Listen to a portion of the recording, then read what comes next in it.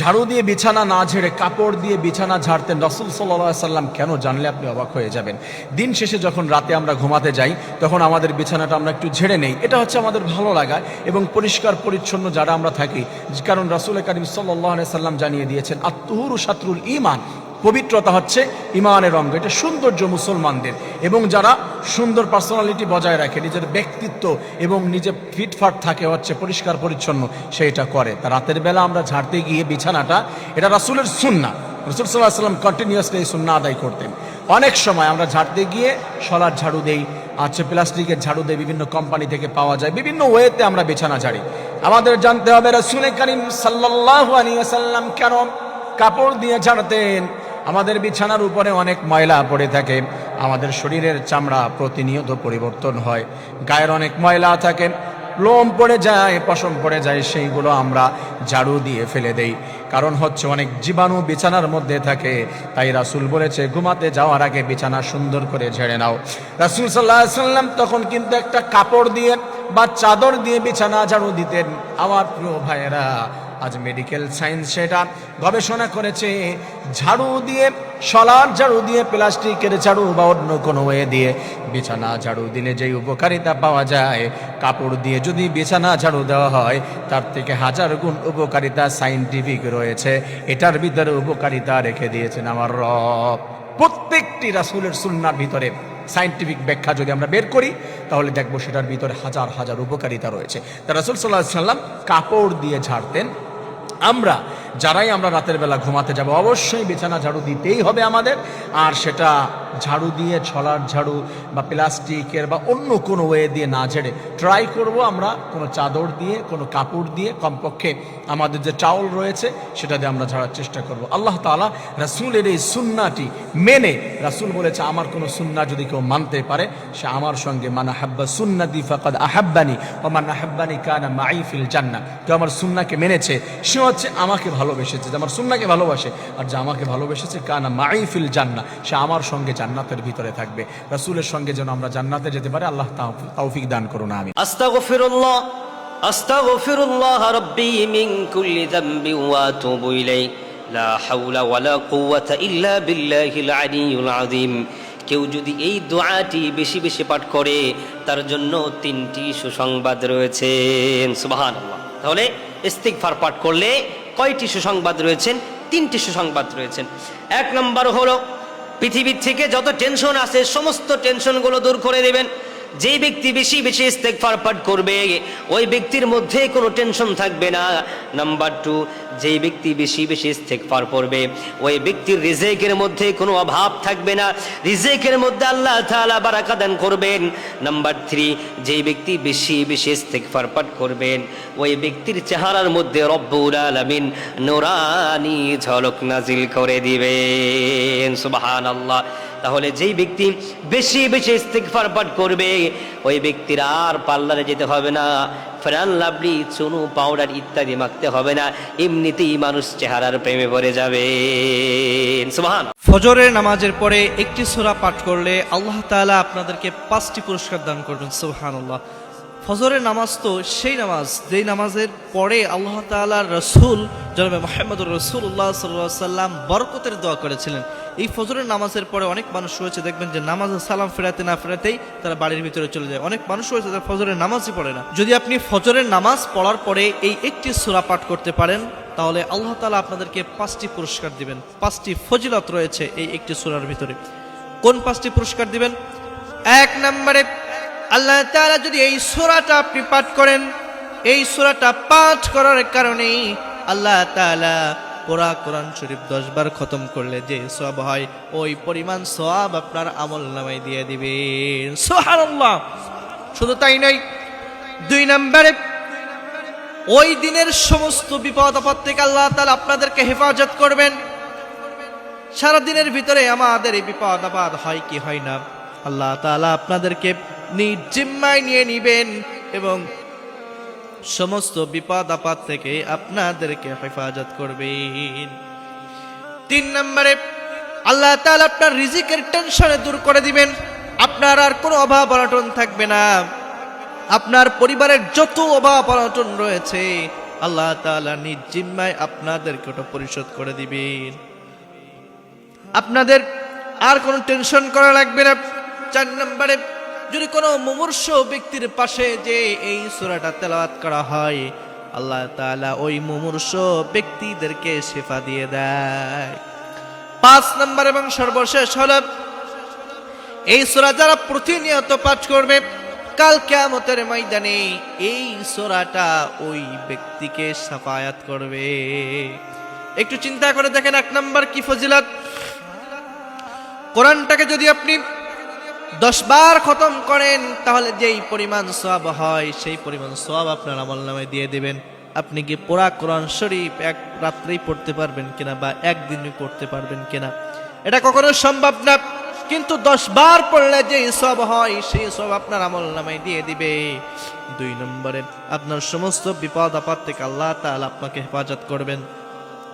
3 নম্বরে, আপনার পরিবারের, আপনার সংসারের সমস্ত অভাব অনটনগুলো আল্লাহ তাআলা দূর করে দিবেন। 4 নম্বরে, আপনি যে অসুস্থ ব্যক্তির কাছে যে যদি আপনি এই সূরাটা পড়তে পারেন, ওই ব্যক্তিকে আল্লাহ তাআলা আরোগ্য লাভ করে দিবেন, শিফা দান করে দিবেন।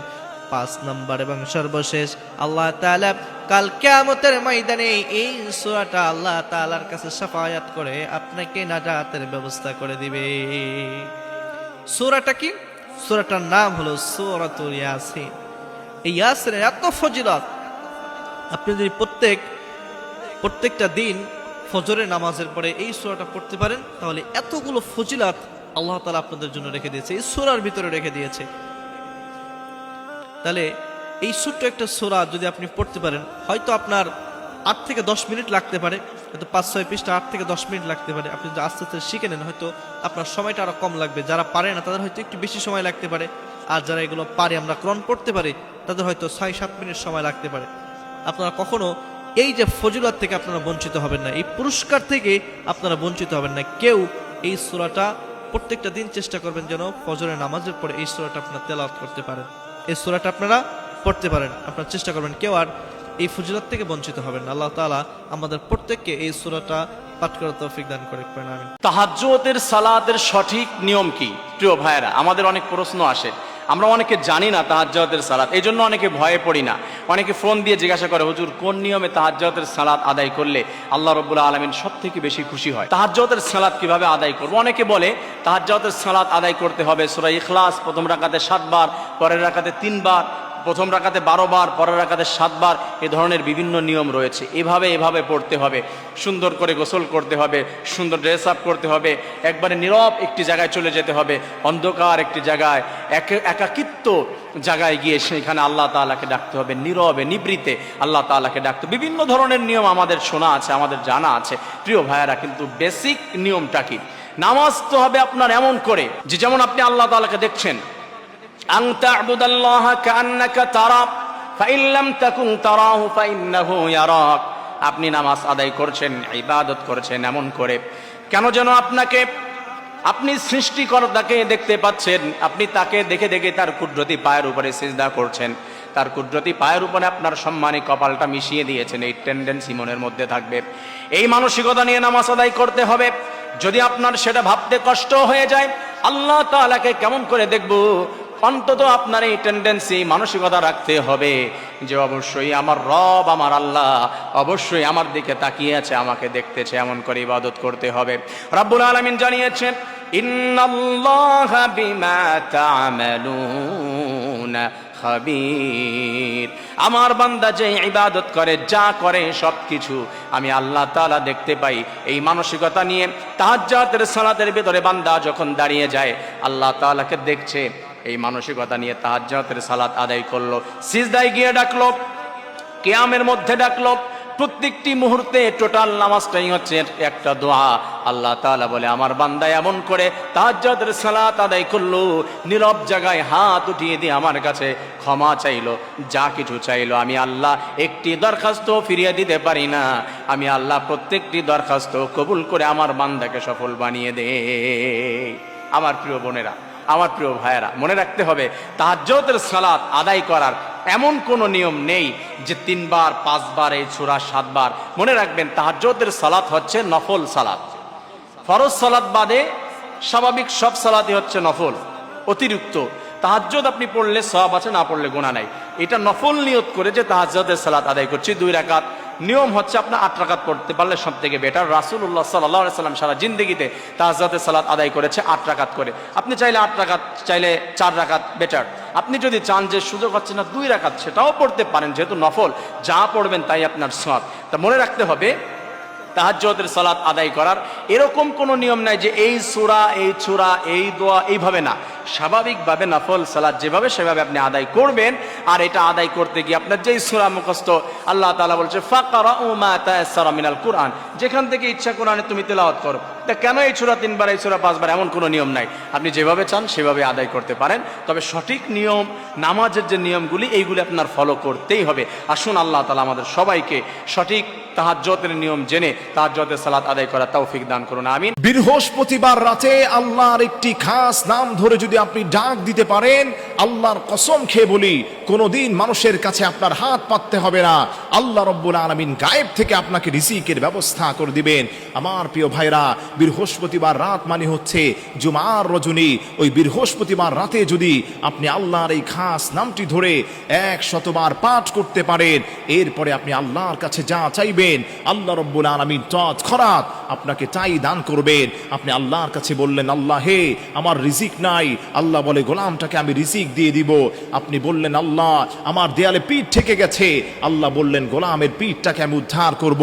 হার কিসিমের বিপদ মুসিবত থেকে বাঁচতে বৃহস্পতিবার রাতে একা নির্জনে আল্লাহর এই খাস নামটি আপনি 100 বার পাঠ করে আল্লাহর কাছে যা চাইবেন, নবীজি বললেন উস্তুজিব, তাকে তাই দান করা হবে।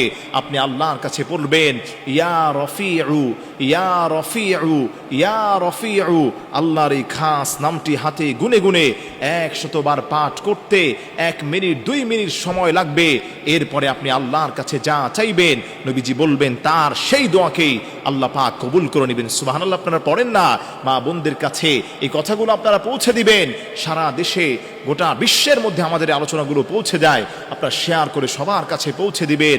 আল্লাহর যেই গোলামটা বৃহস্পতিবার রাতে একা নির্জনে, কেউ নাই, অনেক পেরেশানিতে আপনি আছেন, অনেক রোগের মধ্যে জর্জরিত, আপনারা রোগ হলেই তো ডাক্তার কবিরাজের কাছে দৌড় দিয়ে যান, এটা করবেন না।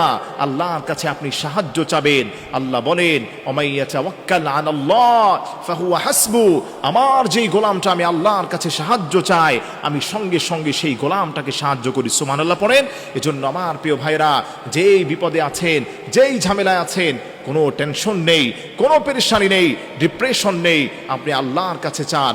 আল্লাহ বলেন, গোলামটা চেতে দেরি হবে আমার কাছে, আমি তার দোয়াগুলোকে কবুল করতে দেরি করি না। আমার প্রিয় ভাইরা, বৃহস্পতিবার রাত্রিবেলা একা নির্জনে আপনি প্রথমে 3 বার যে কোনো দুরূদ শরীফ পড়বেন।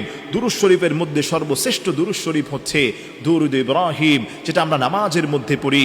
আল্লাহুম্মা সাল্লি আলা মুহাম্মদ ওয়া আলা আলি মুহাম্মদ কামা সাল্লাইতা আলা ইব্রাহিম ওয়া আলা আলি ইব্রাহিম ইন্নাকা হামিদুম মাজিদ। আল্লাহুম্মা বারিক আলা মুহাম্মদ ওয়া আলা আলি মুহাম্মদ কামা বারাকতা আলা ইব্রাহিম ওয়া আলা আলি ইব্রাহিম ইন্নাকা হামিদুম মাজিদ। এই দুরূদ শরীফটা আপনি 3 বার পড়তে পারেন, অথবা সাল্লাল্লাহু আলাইহি ওয়াসাল্লাম এই দুরূদটাও আপনি 3 বার পড়তে পারেন।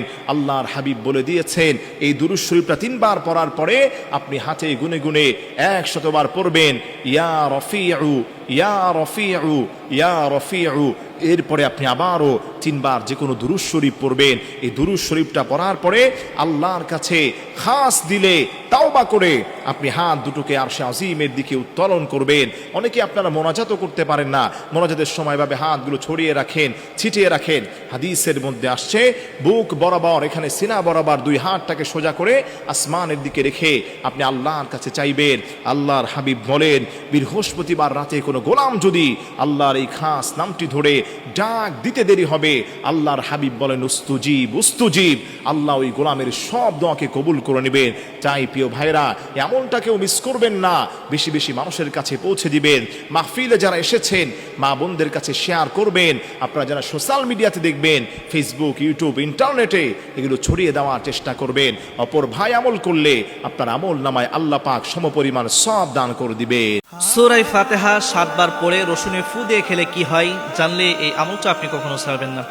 আমাদের ভিতরে অনেক মানুষ রয়েছে সব সময়ের জন্য পেরেশানি থাকে, সব সময়ের জন্য অসুস্থ থাকে।